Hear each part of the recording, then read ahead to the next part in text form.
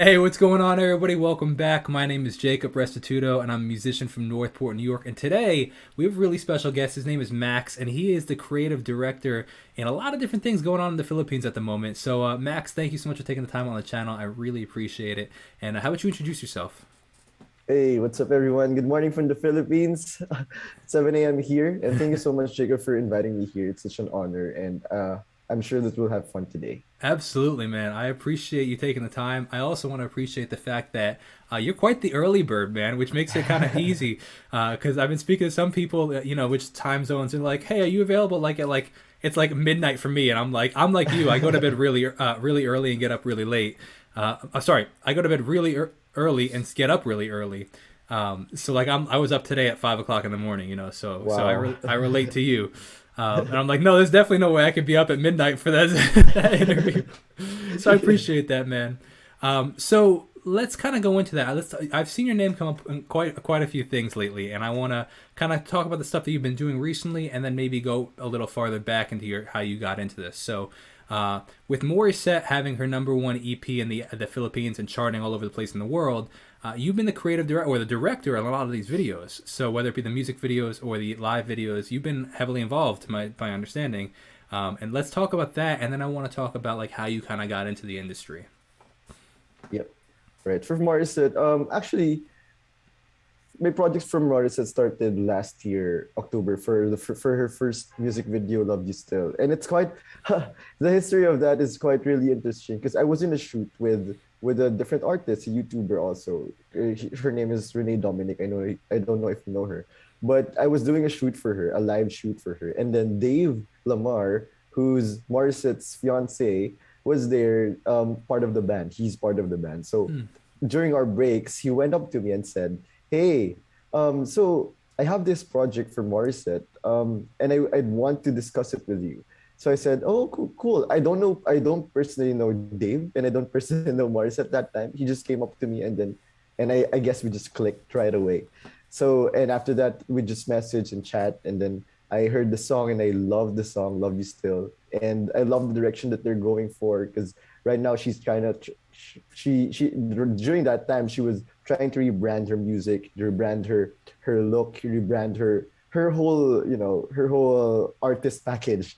So what I came in the picture as a creative director first, and then dove into like directing all some of her, if not all, some of her, most of her music videos and lyric videos and all the other stuff. So it's kind of a whole package for me. So I did creative direction and directing for her for quite a time already.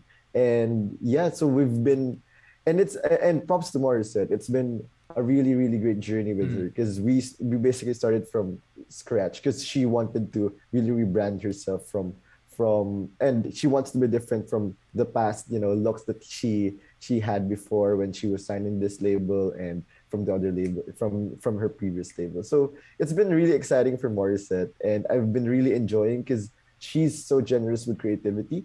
She Hmm. just, she just asked me, "Hey, what do you think about this?" And I just can't come up with concepts. And I feel like as a creative, I feel really, free in my creativity with Morissette, and she allows that. And I'm so happy that she loves it also. That's amazing. So I want to talk about both of those things before we even go back into your past because this is super fascinating. I so can you explain what the difference is and maybe kind of go into each of those between creative directing and then also directing for videos? All More right. so, let's start with the creative directing. So what does that mean to you, and how do you define that with an artist? So creative direction is more on the overall look. So you could say that branding is also involved. The photos that you use is also involved. The colors that you use. So Hmm. before we started with directing all these music videos, we started with nailing down. Hey, Morissette, is this a look that we're going for in this season?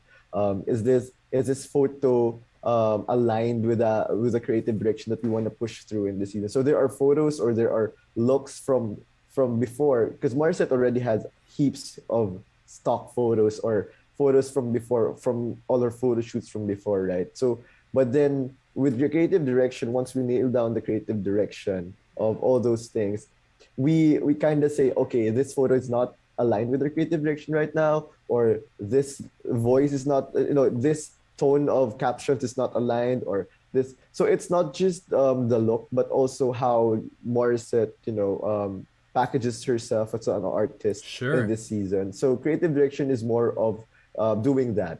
So I helped with that with Morissette. So right now, so we're trying to make her look more independent, more not too glossy anymore. It's more creative, more free in her in her creative look. So that's creative direction. Yeah. But for Oh, so directing, let's it's go into that really yeah, quick. I have a couple questions about that. I love that. It's super fascinating, man. That is such an interesting position as a creative because, like, there's so much that can entail with that. It's actually really mm, fascinating. So you said more like independent as opposed from you said the word glossy. mm. Is that what you said? Yeah, yeah, Yeah, yeah. that's interesting. So yeah, so how would you define her current? So you kind of defined it in the sense of like more creative. Sorry, more independent, more kind Mm. of that direction. But I'm curious, like, what are some other things that you would define as like that you want a direction, like whether it be color schemes or what are things that you're thinking? Is it you mentioned wardrobe and like how did you start? I'm so fascinated with that. It's so interesting. Yeah, so basically with Morissette, so what I love about creative directions is the first step to that is just really talking with the artist. So I didn't know Morissette personally that time. I don't know how she thinks. I don't Mm. know her personality, and I just really learned and just really Morissette was just really introduced to me through Zoom, actually that time. So what I asked her is that, hey, what do you want to do in this season, or what do you want to do in this time of your career? So we just talked like for hours, for I think for 2 hours over Zoom, and she just um told me the story, like the direction that she wants, or what she didn't like, or what she wants to pursue um as a creative. And then from there, then from there, after a week, I came up with a deck, with a Okay. deck of, hey, this is I think what you want, because that's what's because as a creative director, one of our main jobs is to really suggest, to put a visual put a visual translation to what the artist is thinking, and to really come up with a plan, like a creative plan. Oh, is this look sustainable? Is this something that you're willing to commit to? Mm. Is this a look that you're willing to to do for the next 12 to 18 months? And happily enough, like Morissette was able to do that consistently, and it really helped that we were working together for the past, I don't know, 12 months already, and we've really, and it's something that I need to commit as a creative director, and she needs to commit as an artist. And even with Dave, and with every post, the vlogs that they put out, or Wow. the photos that she puts out. And yeah, it's really a matter of commitment, and just really safeguarding that creative direction that we plan to do for the next how many months. That is super fascinating, man. And like now that you kind of put words to it, like I've noticed it in a lot of artists. First of all, I've noticed it in her for sure. Like she has a specific brand now. Like Mm, everything kind of looks cohesive. mm, I think that that's food. But then you like look at all the artists and their time periods. Like for example, if we would use Coldplay for example, like there's like different like seasons, or like Ed Sheeran mm, has different seasons that yeah. he even the way he looks or dresses. And then Mm, it's like a new season, and it's like the new Ed Sheeran or Taylor Swift had a lot mm, of seasons. That's really yeah. interesting. But everything in that season is a cohesive world. Yes. Yeah. You're almost creating the world that she lives in, or Yes. that we see her in. The world Mm, that we yeah. see her through. That is so fascinating, man. Mm, So now you're still creative director, or essentially creative direction, but then you also moved into directing music videos, correct? yes. Yeah. So talk about that. What So does that mean? yeah, so it's funny because during the pandemic, I started as a creative director originally. Like that's what I do. Like for artists, they tap me for, hey, let's do the I have an album. It's usually starts with an album. So they would tap me and say, hey, I have an album. Let's brand it for the next 12 to 18 months, and let's check if all the content that I'm thinking is aligned to this branding and stuff like that. So that's what happened in Morissette also. So the cover arts, we tried to plan it and everything. But and then after that, what usually happens is that they tap me for creative direction, and now they also tap me for directing. Um, so with all the music videos, it's easier to because I understand the creative direction of the certain, the certain EP or the certain album. I feel like these artists are more comfortable working with me and asking me to direct their music videos as well. So with that, with directing, the difference is that you're more focused on the videos more than the overall branding of the artist. Hmm. So for Morissette, I'm directing means directing a specific video or directing a specific storyline. For example, if is Love You Still connected to Phoenix, connected to Will You Hmm. Stay, connected, or are all the lyric videos aligned with all the storytelling of Morissette? So that's what basically directing is. It's more focused on film, on videos, or on the look of the videos. Now, So when you're there. at the shoot, what does directing actually mean when you're at the actual set of the shoot? it, yeah, so directing on an actual shoot is trying to align with the overall creative direction, but at the same time,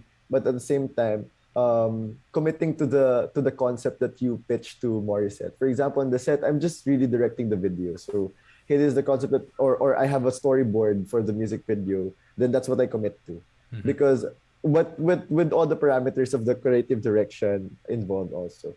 So yeah, so directing is just for videos. That's the main Okay. difference for it one, and it's more focused on the specific video more than the overall. So would you say that are you the one saying like cut or Yes, action? yes, Like, so you're also okay. So you have the creative vision for the specific video, but then you're also kind of working things as in kind of almost to some degree controlling things to get to that vision. Saying like, hey, yes, yes, now are you the person that says like, hey, let's try it from this angle, or is it somebody else's job? yes. Okay, interesting. No, That's yeah, interesting. yeah, yeah. That's Like fascinating. the typical director. That's what I do as a director.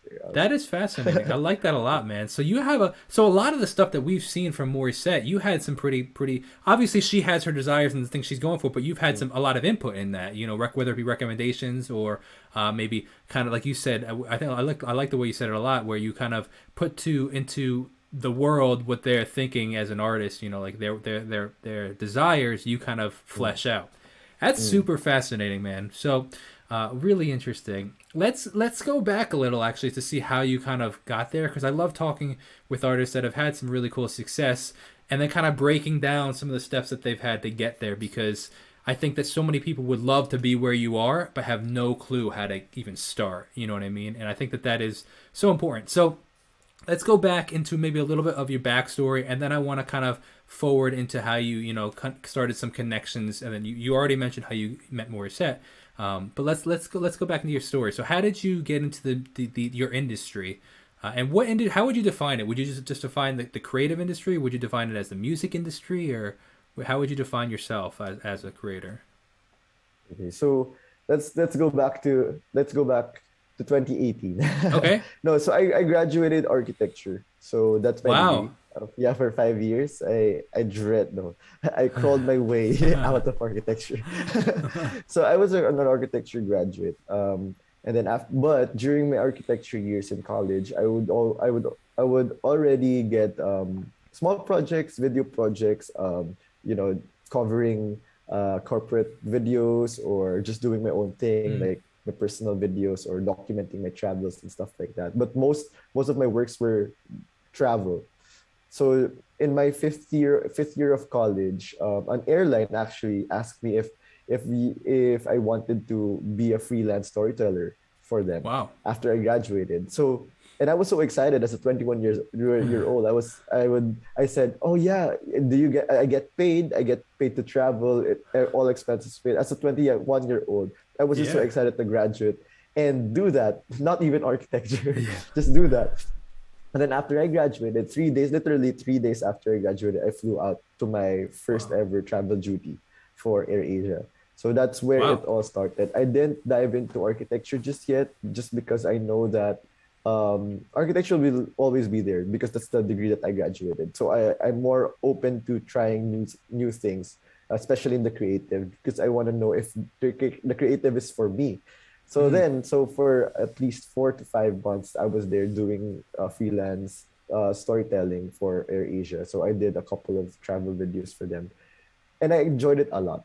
And I got tired. I came back to the Philippines, and then after that, that's the time I tried going architecture. So I applied for an architecture job. I got accepted and worked for an architecture firm for 2 months, and that's when I said, okay, no, this is not for me. So I'll go back to the creative, and that's where it all started. 2019, I was doing creative work, but more on graphic design, not even directing just yet. Graphic design, branding, and all those things. So not yet directing music videos. I haven't done any music videos that time. It's all branding, corporate job, graphic, but a freelance, it's a freelancer. And then come the pandemic, that's when so everything was paused, right? So I didn't know what to do, like graphic design, everything was just on hold, everything. And I think that was April of 2020. An artist, one of my acquaintances, we haven't met really personally. But she tapped me to be her creative director for the album that she's doing, and that was the first ever project in the music industry that I had. So from there on, that project, they loved that project, and I love doing it also. And then she tapped me to direct a music video for that particular project because it was the pandemic. It's easier to just get the same people, because it's harder to meet. It's harder to just a time frame of everything. It's just very tricky that time. So they hired me also as a director, and then I enjoyed it. And I said, "Oh, I think I have a voice in this type of industry." And the fact that people are loving it, I said, hey, why not? Why don't I give it a try? So and then I was feeling that I was enjoying it as well. So I said, oh, maybe this is another path that I can take. And so during the pandemic, and that project actually launched a couple of stuff because the different artists saw it and loved it, and then they started messaging me, tapping me, and saying, "Hey, we saw this. Can you do this for us?" and stuff like that. So it was like a huge blessing from the Lord because I didn't know what to do for like 3 months ago. I didn't have any projects, zero, running on savings and everything, stuff like that. But then this opportunity came, and it just snowballed into projects and projects and projects until it reached Dave that time in our shoot. I was directing a different shoot, and Dave was there. And then Dave, I think, he was planning to talk to me on Instagram, but then that chance came, and then he just took it and talked to me personally and stuff like that. And then snowballed into Morissette, and then now, after a year after, we're not just workmates anymore. We're friends. 2 days ago, actually, they were here. We were just watching movies with Dave and my wife, that's cool. and Morissette. So yeah, so it's really I think a blessing also that not just I gained not just a client but also a friend, friends actually with Dave and Morissette and my wife as well.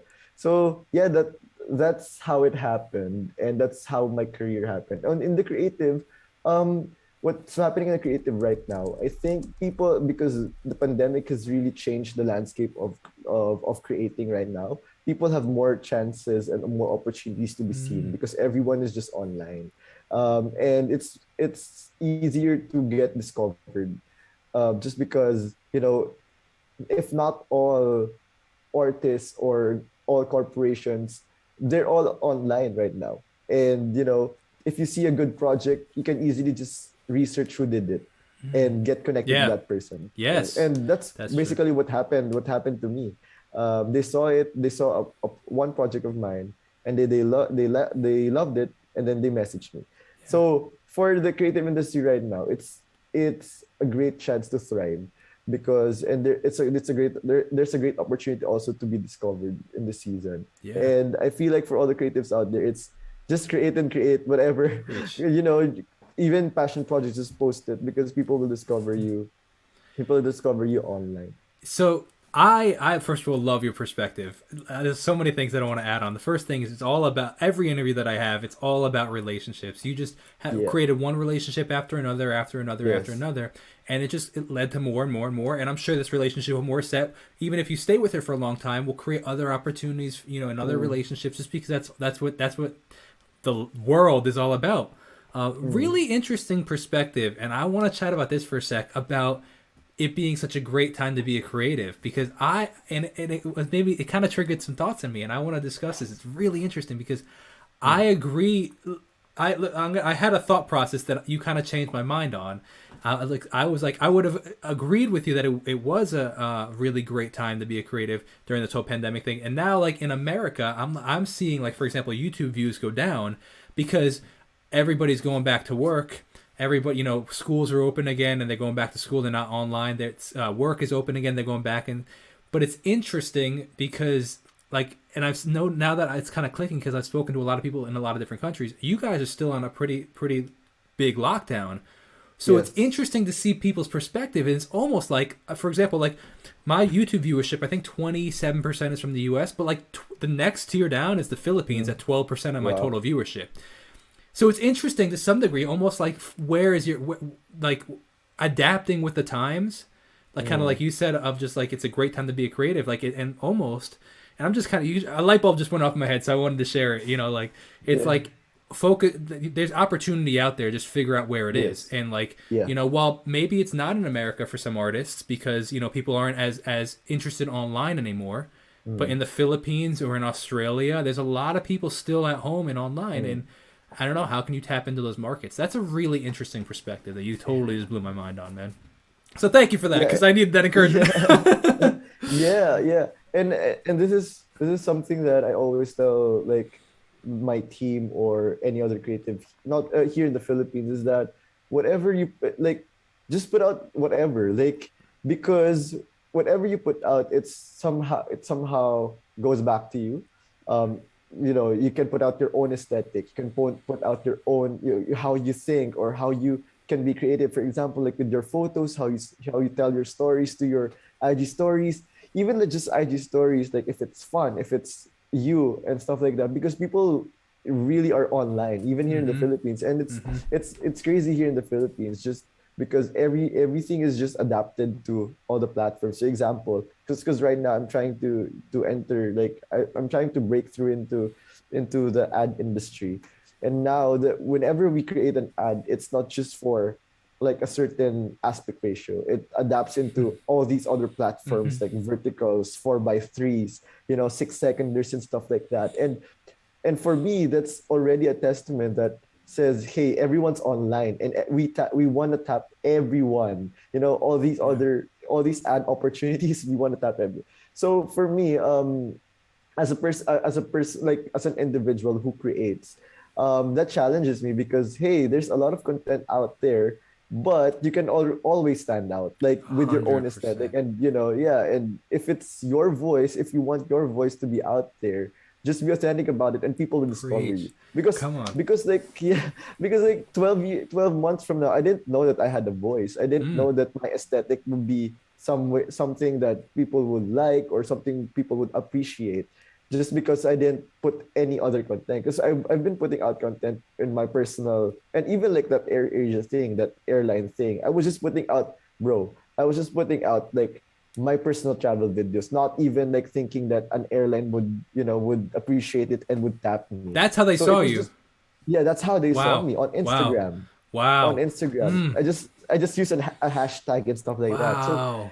yeah, so that's because I can say that because I experienced that. Like, hey, I just put out content, and I just did it for myself at first, right? And then I didn't know that I had a voice. I didn't know that I had, that people appreciated. But yeah, if you don't put out content, then you won't have a chance. You will Come have on, zero bro. chance to be You discovered. are reiterating everything that I've said on this channel 1,000 times. So I'm so happy that you are saying this because it's so, so true. And that's why I talk about all the time. I'm from the mentality of two mentalities. One, that quality of work comes with quantity Mm, of work. yes, That the more you put out, the more you learn, the more better you yes, become. Yeah. And if you just work something to death, you're not really gonna learn from it because like you already know all the things that you're not gonna discover Yes. anything new. And second of all, like one thing may so for example, one video you might have done might connect with person A, and the next Yes. video might not, but it'll connect with person B. And it's just you Yes. never ever know, man. Like what would have happened hypothetically, right? If you didn't put that last video out that Mm. Air Asia didn't see. Well, you none of this would have happened. You never Mm. stinking know that if you're Yeah. one video, one song, one post, one Mm.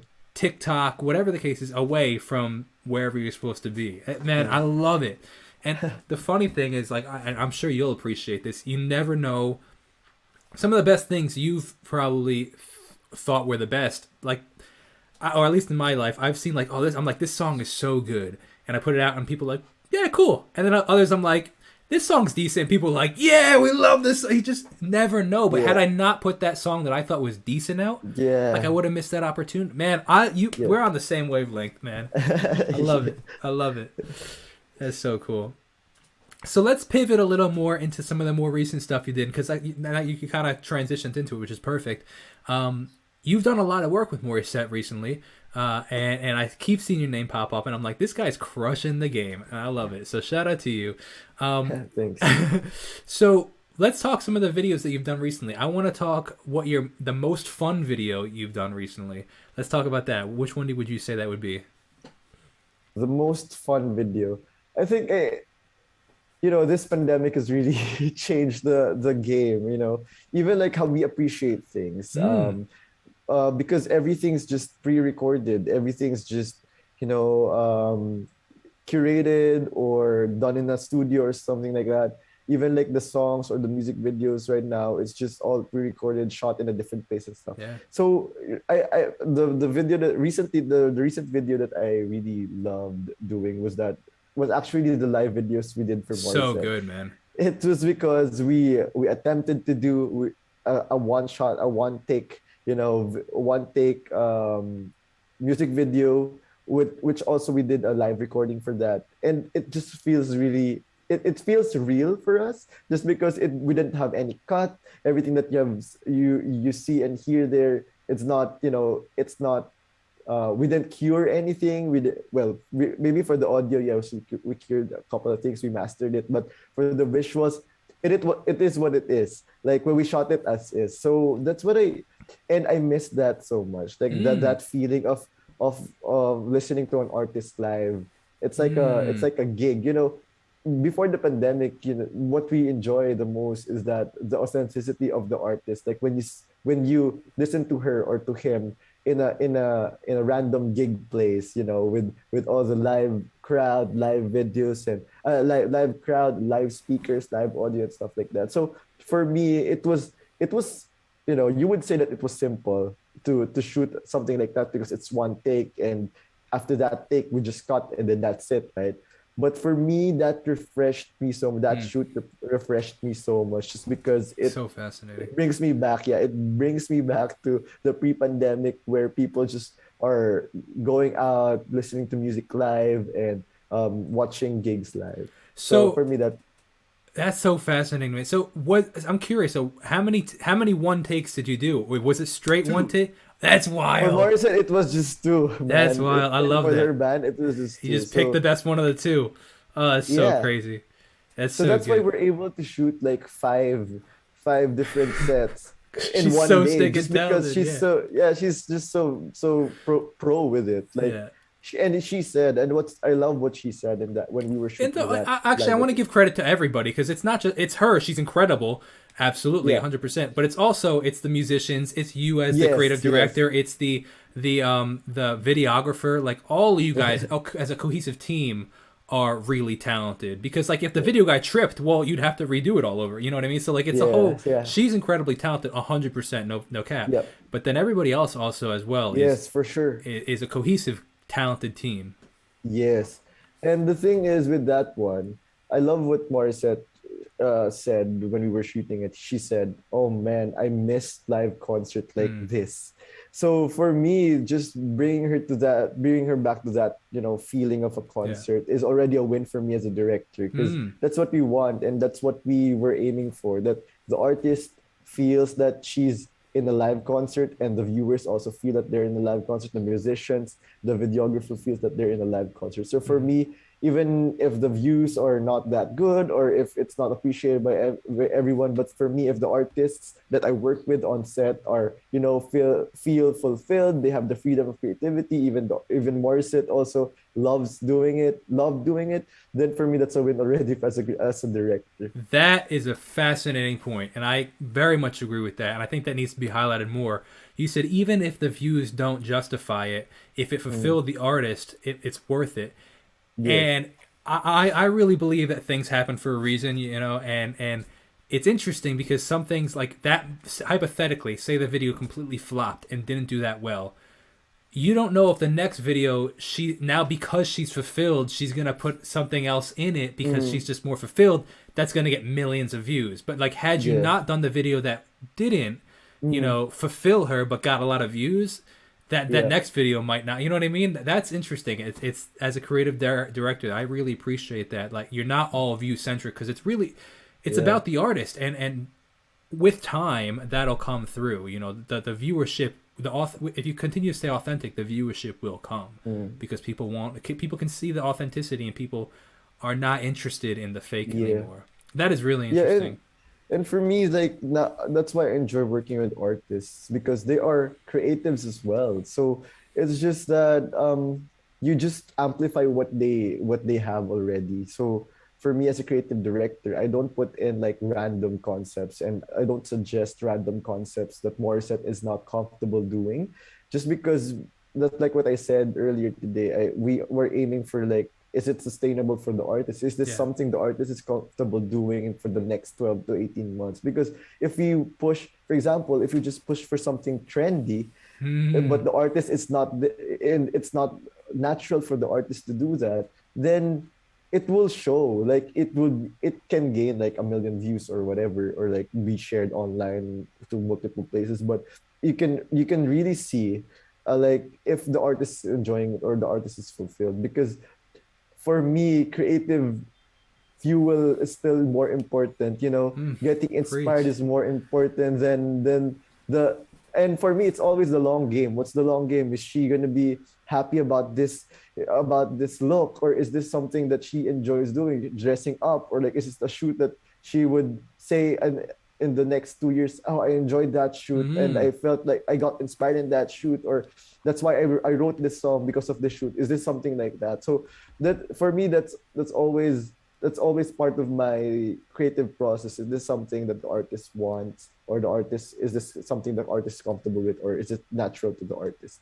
And not only that's amazing, but not only is it beneficial for the artist in the end, it's actually also beneficial for you in your career because 2 years from now she's gonna look back, or he or she or whoever the artist is gonna look back and be like, oh, I love that shoot. Like, that speaks testaments to you as a creative director, and what more opportunity does that create for you?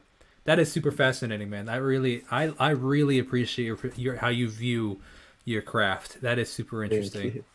So now let's play the opposite role. What are some difficulties that have come up that you like have not foreseen? Like, for example, like, as I just watched a video completely like unrelated to Morissette, but I was just watching a video where the artist was filming in the woods, and it looked fantastic. But I was like, man, that is a nightmare as a videographer because like you have shade and you have really bright all at Mm, the same time.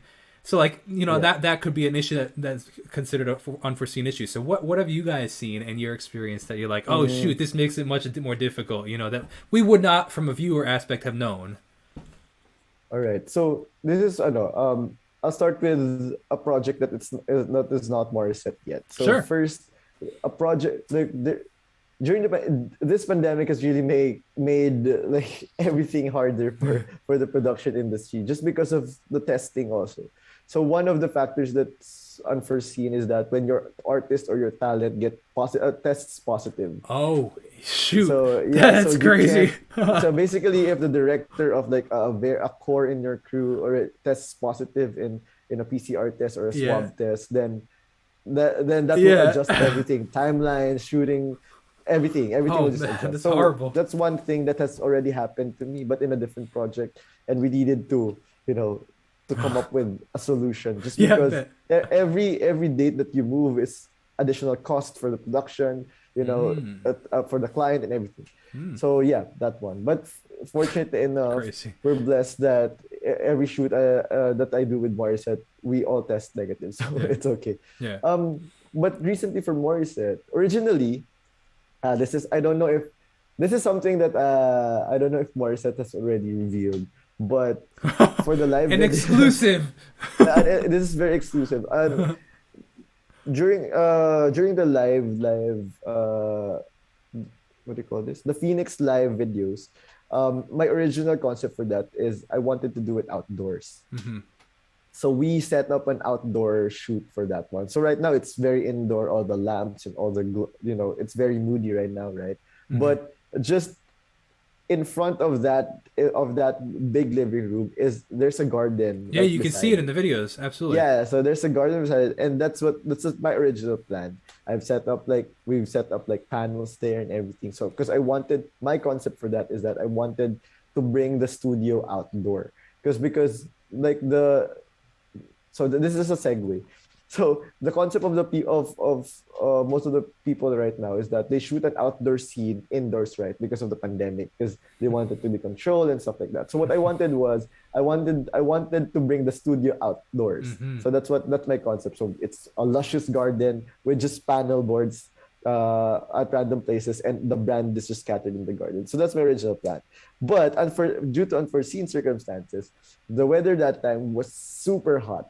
It was scorching hot, and like the band is already like drenched in their sweat. It Yeah. was like it was so hot. Even Morissette was uncomfortable doing it.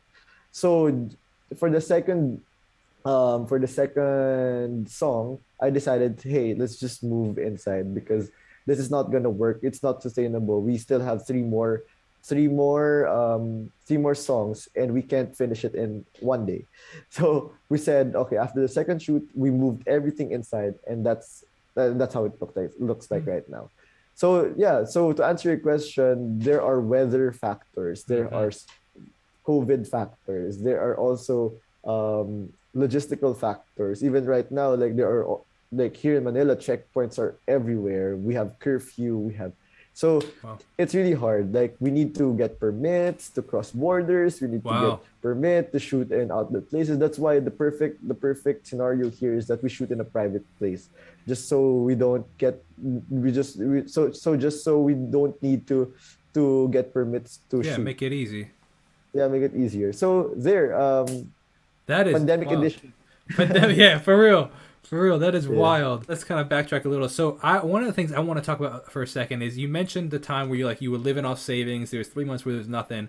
Now, you mentioned you have a wife. How long have you guys been together? Um, so we got married July 2020 in the pandemic as well. Wow. Okay. Great. Yeah, so July, Congratulations, though. August, September. Thank you. July, August, September. So we're 14 months Yeah. married. Very cool. So, I guess actually, based on your timeline, were you guys engaged when you were like not out of work and stuff, or were you guys married or? So we were engaged 2019, and we decided to get married in the pandemic just because we wanted to follow our timeline, and Yeah. we feel like whatever happens, we're people of faith. Yeah. So we just said, hey, we want to get married, and a pandemic won't stop that. So let's just Preach. adjust and let's do it. So we did it, and we're happy, Yeah. super happy that we did Quick it.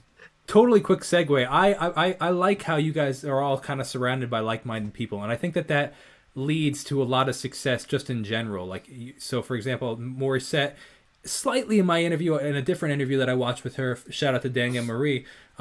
She was in that interview and she talked heavily about her faith, and then I Mm, spoke with Dave, and then he talked about growing up as a missionary.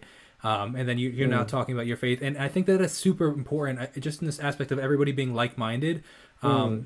I think creates a lot of smoothness. Because Yeah. if not, you're gonna have a lot of friction. But I kind of want to talk about the time where you were out of work or living off of savings, what your wife's perspective was. Because as somebody that dropped out of college, my first year out of college, I made $9,000, like, which is less than $1,000 a month, which you can't do anything. Like my rent is, well, my mortgage now is way more than just that alone. You know what I mean? So like, and my wife has been, we just celebrated 11 years together. So she's seen me make, Wow. thanks, man. So we've been in high Congrats. school to separate in college because I dropped out and she was in a different college, and to then engaged and then to married. And she's seen me make no money. Times where like I was like, hey, we can't afford to go to watch that baseball game because I don't have any money, to now the success where that's not really an issue anymore. And it's taxing on a relationship. So if you're comfortable, I'd love to know how Yeah. that was handled. Like because that's a lot thing that I think a lot of people have to deal with is the friction, whether it be from family Mm, or spouses mm, or significant yeah. others. Yeah, so a quick background about my wife. My wife is actually works for a church, for Cool, our church. She's actually a creative as well. cool. She's the creative pastor of our church. So Love that, basically, man. That's so that cool. yeah, so she's the full-time one. So I volunteer at church as well in the film and all the creative and stuff like that. So we were really like, we agree in so many things Mm-hmm. creatively and other Mm-hmm. and stuff like that. But during the pandemic, because when we got engaged on like 2019 of October, we started saving up for our wedding. So every month we put up a joint account.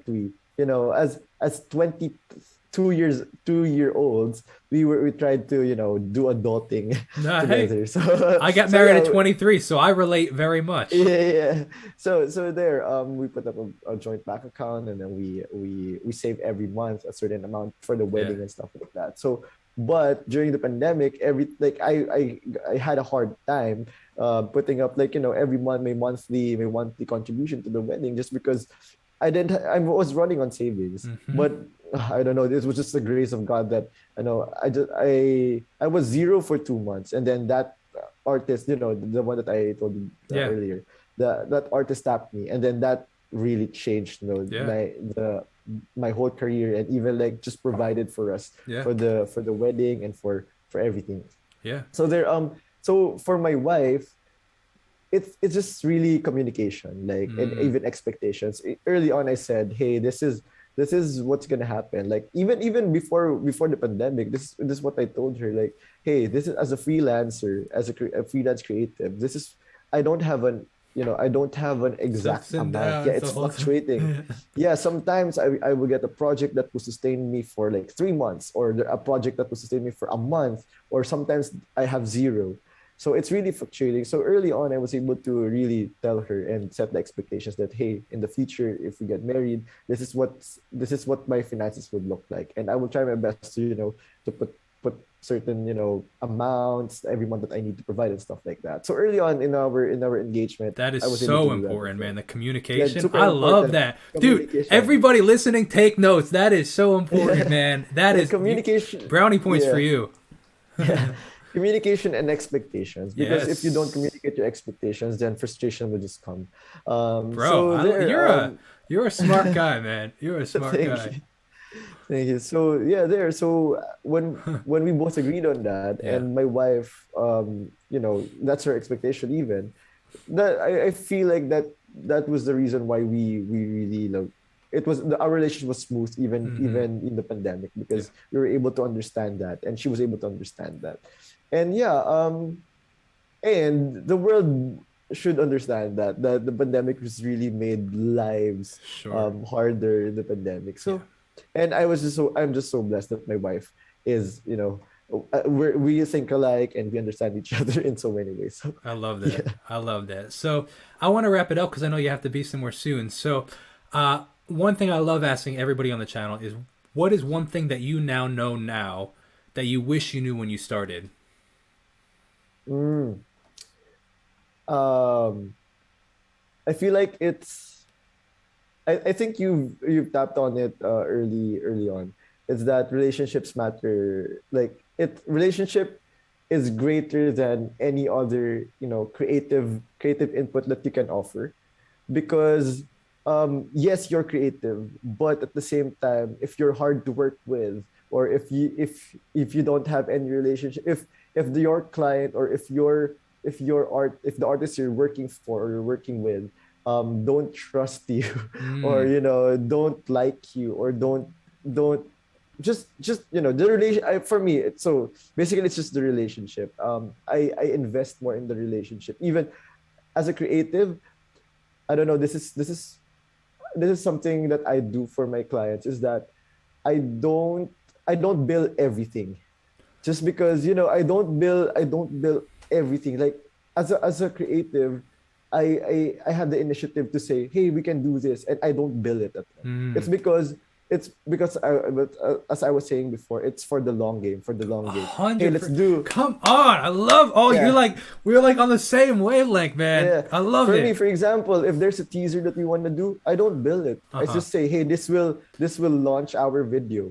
Will launch the main video that we're working for. So if I feel like we need a teaser for this, and that's my idea, that's my initiative, then I won't bill them for that, because I want them to succeed. I want the video to succeed. So, and that's Every for me, artist that needs a goes. Max, man. Every artist Yeah. needs one of you. Come on. And that for me is, it goes back to the relationship that I have with Yes. the artist, because Yes. I want them to succeed, because I'm not just here for the creative direction or for a certain project. I want them to succeed, and I suggest different stuff, like, hey, let's get this for sponsorship, or let's get this for let's try this direction, or let's Yes. let's do this, let's do that. Like, even like IG story teasers or whatever, or a post or something like that, or I just suggest, Yeah. because that's how I feel like the artist would really appreciate from us, even like from us creative suppliers, as creative, as people who do creatives full time. Yes. Um, we don't have to build everything. So basically, that's it. We don't have to build I love everything. that. If we want if we want people to succeed, let's help them succeed. And there are 100%. there are there there are opportunities that we can build them, for sure, but there are also heaps of opportunities that we don't need to, that will help them and that will help their career. So for Exactly. me that's what I learned, even in this pandemic. It really, like, I was this pandemic has really emphasized that in my career, just because even artists are struggling right now to produce their own content. Even musicians, like, or brands or small businesses, they it's a hard time for them.